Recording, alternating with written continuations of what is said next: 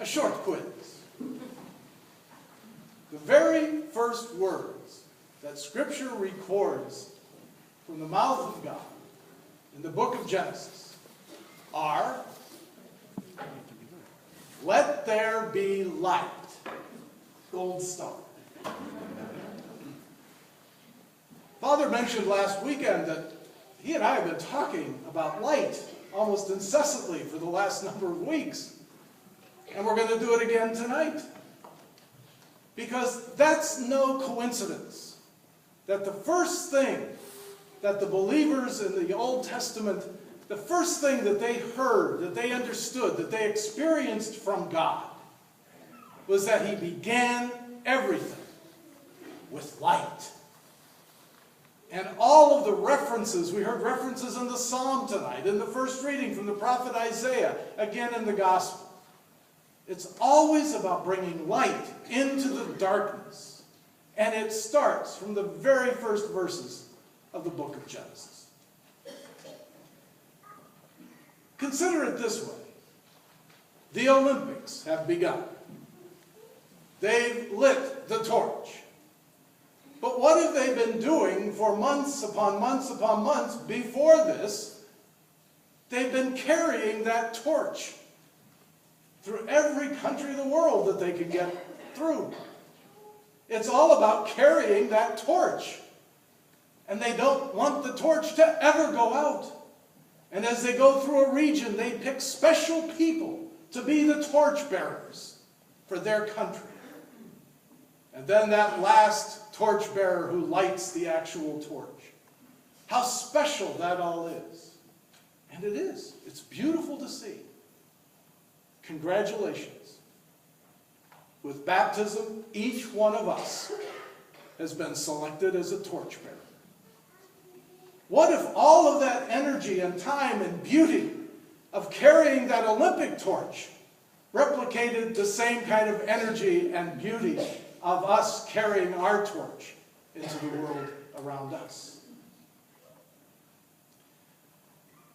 This weekend, we're back in ordinary time. And the gospel reading is from the Sermon on the Mount. Now, what Christ has already told his disciples are the Beatitudes. But now he continues with his lesson of discipleship. What is it that disciples are called to do and to be? And let me point out something quite interesting, I think. He doesn't say to them, if you do this, that, or the other thing, you will be, you could be, you might be the light to the nations. If you did this, this, and this, and this, you might be the salt of the earth. He says, you are the salt of the earth. You are the light in the darkness. Not would be, could be, might be. You are. But then he adds those cautions. What happens when salt loses its flavor? It becomes useless. What happens if you put a light under a cover and it can't be seen? That brings a challenge to discipleship. To get a real appreciation of this, we have to understand just how important salt was to the ancient peoples. Now, we all know about the flavoring. Most of us will remember we were taught that salt preserves.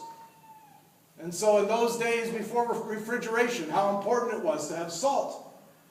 But salt was rare. It was expensive. It was valuable. So valuable, the word salary comes from the word for salt. Roman soldiers actually received their salary in salt. I prefer a coin myself.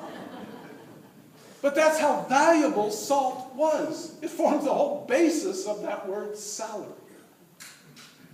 So what Christ is really saying, I think, is this. Not only do you add flavor to the world as Christians, you bring the value of God. You bring that. You bring God's point of view. You bring God's light to the world around you. Now, how do we do that? We're told in the prophet Isaiah that the way light comes out of darkness is when you remove oppression, false accusation, malicious speech. Anybody been on the internet lately? If you bestow your bread, on the hungry and satisfy the afflicted, then light will come in darkness. We are called to be the salt and the light of the world as Christians. We have a choice to make. When we get up in the morning and when we start interacting with our families, is the light visible?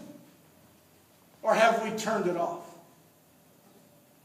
Is the value of God to be found there? Or not? When we go to work, is the light there? Or have we switched it off? Is the value of God to be found there? Or is it not? In every step of every day, we are the torchbearers. We are the salt. But it's up to us to keep that light undimmed and lit. It's up to us to keep that value to the salt, that flavor to the salt. That becomes our daily task as disciples.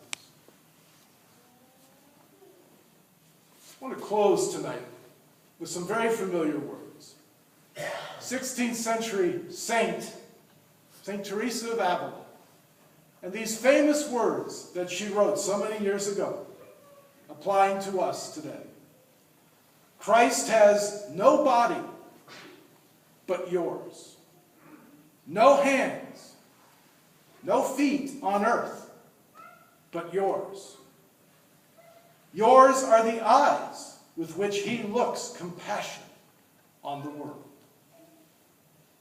Today, Christ has no body but yours.